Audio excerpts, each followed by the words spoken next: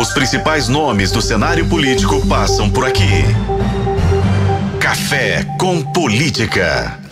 Que hoje recebe mais um dos mencionados no nosso levantamento Datatempo deste ano de 2023, mirando a Prefeitura de Belo Horizonte em 2024. Está aqui conosco o deputado federal Pedro Aihara. Olá, deputado, obrigado por estar conosco aqui mais uma vez no Café com Política. Bom dia, meu querido, bom dia, Thalita. Eu que agradeço o convite e a oportunidade de falar com os nossos Belo Horizontinos. Deputado, para começar, que lhe pareceu a sua posição apresentada no nosso levantamento estimulado aqui da Datatempo? Era algo com o qual o senhor contava, de fato, que aparecesse nos levantamentos, ou havia certa distância entre as conversas da política e, de fato, uma menção popular num levantamento como o nosso? Olha, eu fiquei muito feliz pelo seguinte, porque eu acho que você ser cogitado enquanto candidato é sinal de que a população está reconhecendo seu trabalho. Eu tenho muita consciência, sim, de que as pessoas me deram um voto de confiança para eu poder ser, estar deputado federal, que é o que eu estou fazendo com muita responsabilidade e estou concentrado nisso.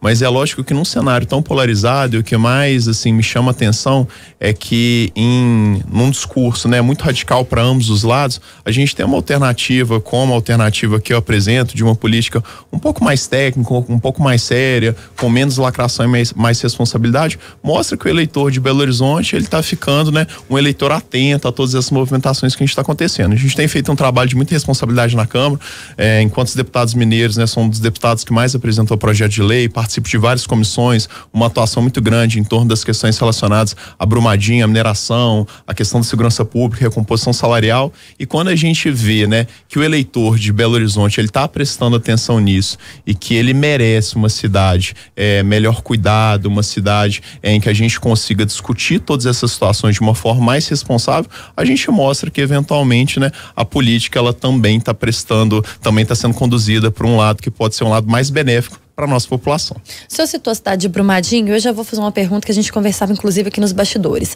Corre nos bastidores políticos a informação de que, ao invés da Prefeitura de Belo Horizonte, o senhor poderia disputar a Prefeitura de Brumadinho. É um desejo de Pedro Aihara? Olha, o meu desejo é poder exercer o meu mandato de deputado federal com a maior responsabilidade e compromisso possível. Eu não sou, macaco para ficar pulando de galho em galho na política, mas obviamente, dentro de Minas Gerais, que é o estado que eu amo, as duas cidades que têm vinculação comigo, obviamente, são Belo Horizonte, que é a minha cidade natal, e Brumadinho, que é a cidade onde realmente eu tive esse chamado, esse convite para a política. Só que todas essas decisões que eu estou tomando, e estou sendo muito aqui sincero, eu converso com as pessoas da cidade.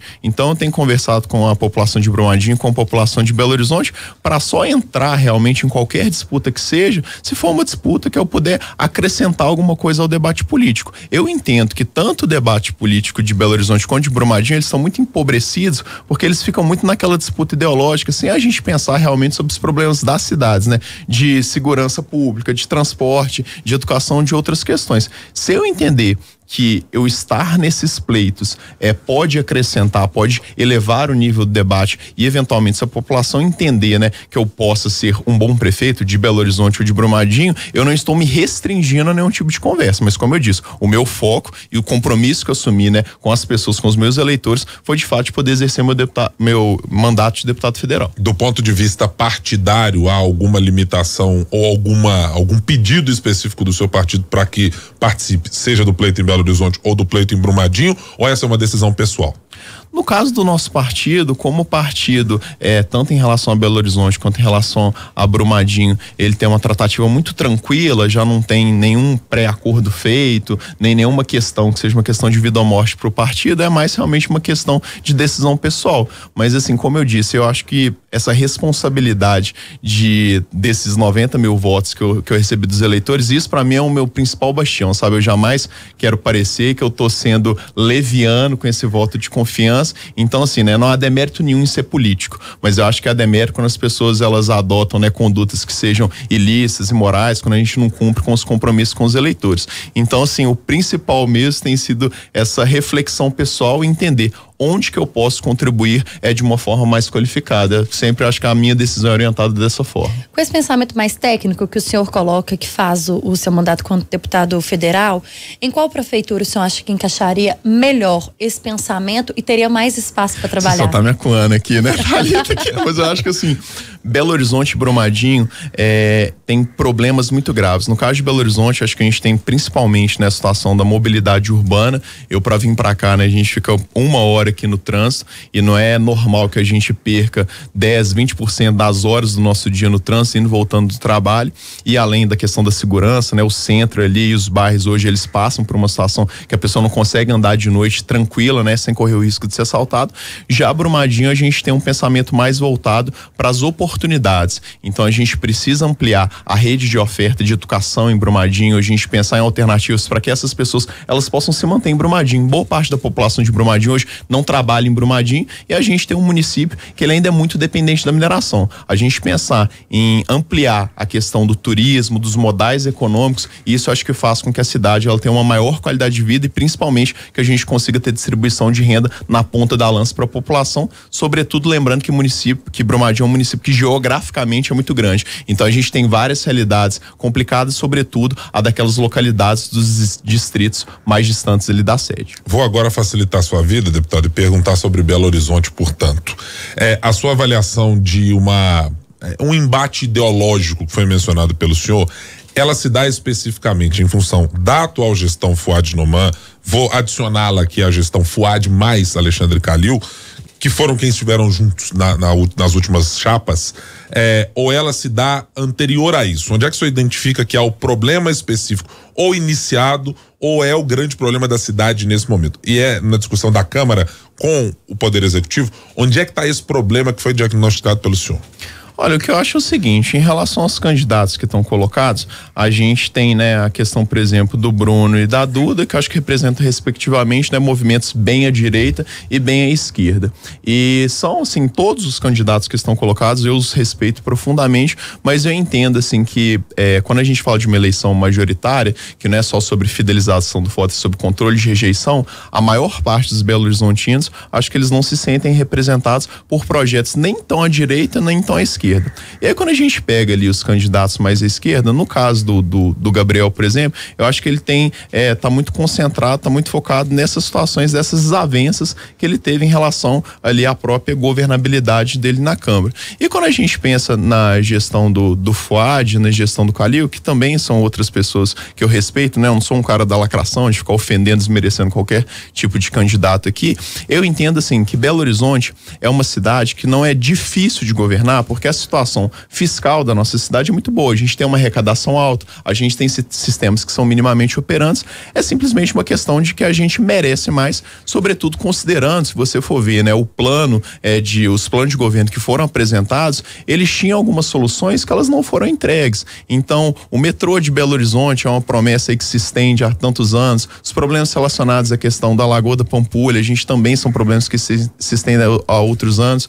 Quando a gente fala do hipercentro de Belo Horizonte, a maior parte das câmeras do Olho Vivo, eu estive recentemente visitando o batalhão que é responsável por fazer esse monitoramento, elas estão desligadas por problemas, né, de contrato de manutenção. E quando a gente pensa na prefeitura, que a gente gasta mais, orçamento de publicidade, que é de 65 milhões, ele é maior do que o orçamento da merenda escolar, que é de 63, eu acho que, com todo respeito aos governantes que estão colocados, eu acho que a gente pode tentar focar em coisas que elas sejam mais efetivas para aquela pessoa que está precisando disso. Então, assim, simplesmente reconhecer que Belo Horizonte ela pode ganhar com um perfil que seja um perfil mais apaziguador, um perfil que seja de mais diálogo, de mais trabalho e principalmente um trabalho comprometido, porque eu não estou relacionado a nenhum grupo de poder, não represento o lobby de nenhum setor que seja, nem de transporte, nem de mineradora, nem nada. Então, assim, enquanto militar do Corpo de Bombeiros, eu acho que eu aprendi muito sobre a questão da necessidade de a gente fazer as coisas de uma forma séria, comprometida, humana. Enquanto, né, especialista, mestre, bacharel em direito, aprendi muito sobre como se preparar tecnicamente para entregar política pública. Enquanto filho da dona Jaqueline do seu Edson, eu aprendi que é importante a gente cuidar de gente e fazer isso de uma forma honesta e responsável. Então, assim, eu acho que essas características, elas me credenciam minimamente para estar numa disputa, né, sempre pensando naquilo que é melhor para a população. Como eu disse, não é demérito ser político, acho que demérito a gente colocar o nosso interesse acima do interesse das pessoas. Por isso que a minha postura em relação a essa questão da participação nesse pleito, ela tem sido feita de forma muito serena, sem brigar, sem entrar em grandes polêmicas, principalmente pensando como que eu posso e onde que eu posso contribuir melhor. Quem poderia compor uma chapa com o senhor?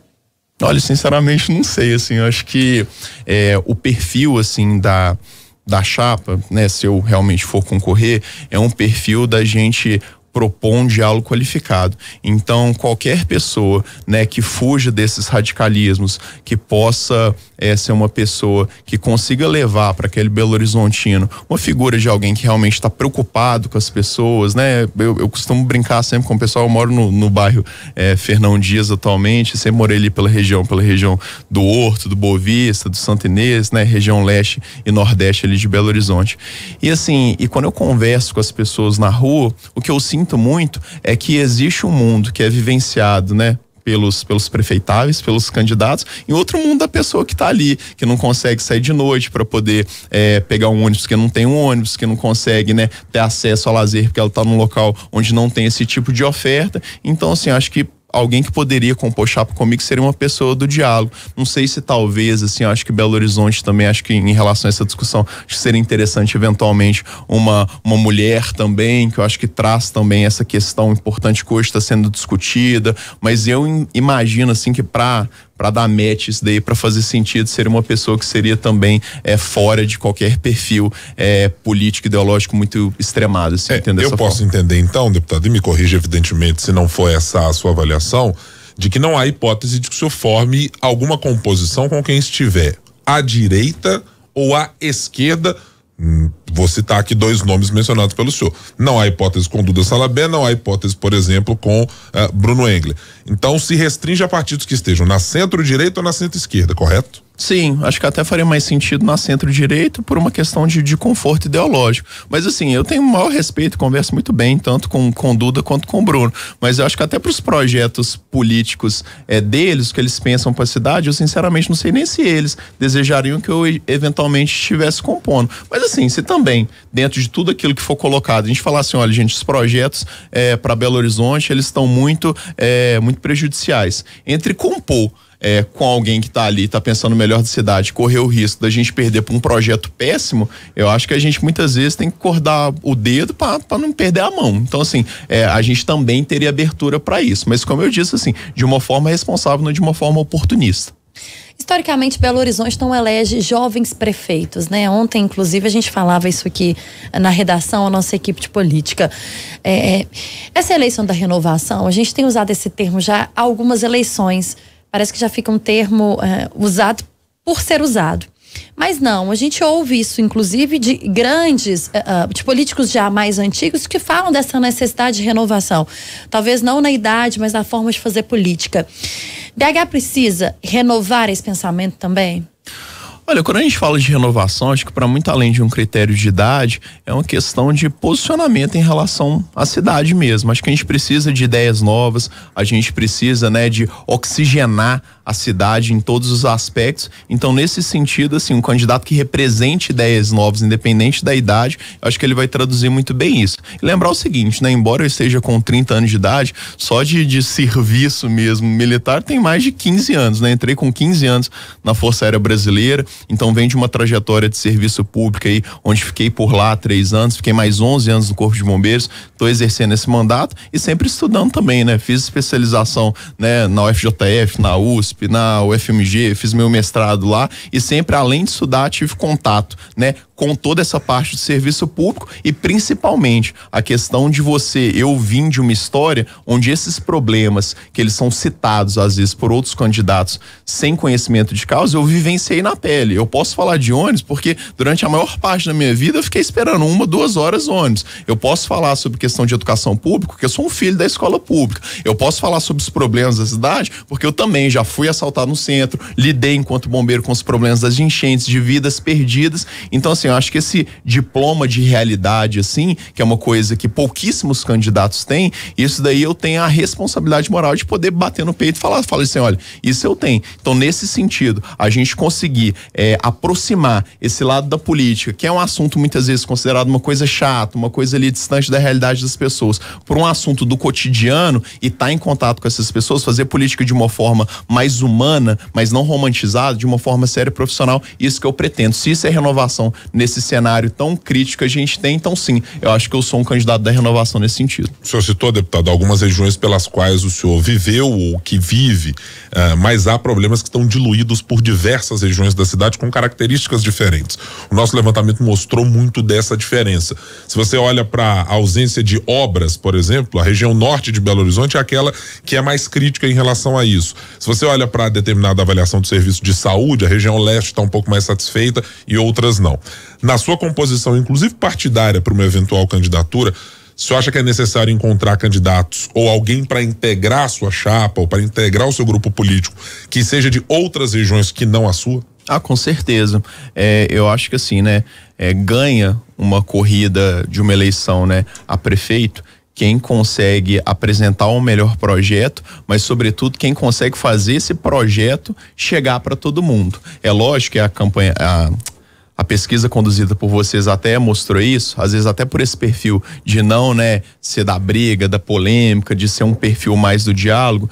Tem muita gente da população de Belo Horizonte que ainda não conhece meu trabalho, embora quem conhece na própria pesquisa mostrou que com certeza votaria. Então acho que o desafio é me associar eventualmente numa candidatura a uma pessoa que também tem uma presença muito grande, sobretudo em grupos sociais um pouco diferentes do meu, para que a gente consiga fazer uma coisa mais abrangente, que eu acho até importante do ponto de vista de construção de plano político, para a gente ter uma coisa que seja mais plural, mais democrática. Você já citou alguns pontos aí de atenção, né, colocados pelo senhor em relação a Belo Horizonte, mas de uma maneira geral, qual a avaliação que o senhor faz hoje do governo de Fádio Noman?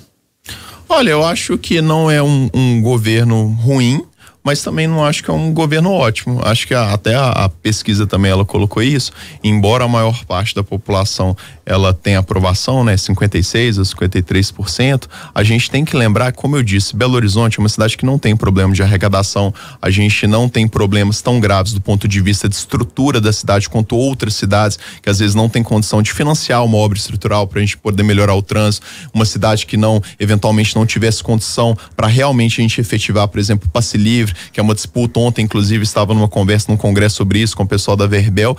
Então, assim, a gente transformar vontade política em prática. E muitas vezes, eu acho que a grande dificuldade da Prefeitura de Belo Horizonte é que a maior parte dos projetos, como eles são projetos que são estruturais, que eles precisariam demorar muitos anos, são obras, são metrôs, a maior parte dos governantes, eles optam por medidas paliativas porque eles não querem equacionar politicamente para correr o risco daquele projeto que começa numa gestão e que eventualmente, fatalmente vai terminar em outra, outras pessoas colham os louros daquilo dali. Eu falo assim, gente, política, né, pelo menos como deveria ser, a gente não tem que pensar, né, em que a gente está fazendo para a gente, em que a gente vai colher para a gente em termos de reconhecimento. É fazer aquilo que a gente acha certo da melhor forma. E nesse sentido, eu acho que a gestão, ela poderia ter entregue muito mais do que já entregou. Embora eu vou ser muito responsável se eu não deixo reconhecer avanços que foram feitos. Então, uma pauta que é minha, a situação de desastres, por exemplo, em relação de obras de enfrentamento à chuva. A situação, algumas obras, elas foram feitas de contenção e eu jamais seria desonesto intelectualmente de não reconhecer isso.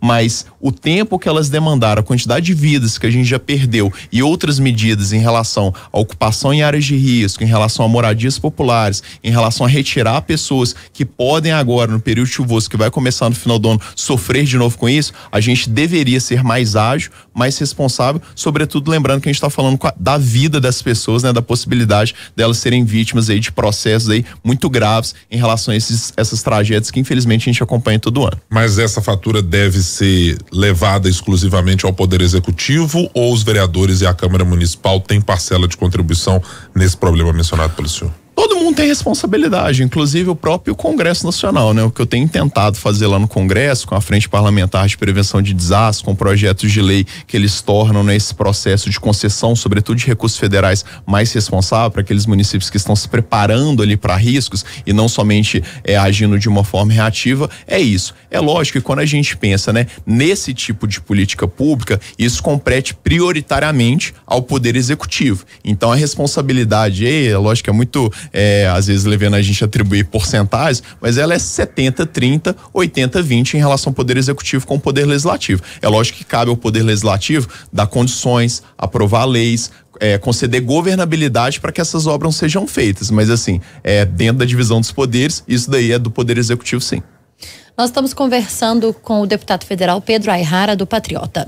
No Café com Política, hora do bate-pronto. Que o deputado evidentemente já conhece, perguntas rápidas e respostas na mesma proporção. Vamos a elas, deputado. Começando pela primeira, o principal problema de Belo Horizonte hoje é mobilidade e segurança pública. Se eleito prefeito de BH, sua relação com o governo federal será?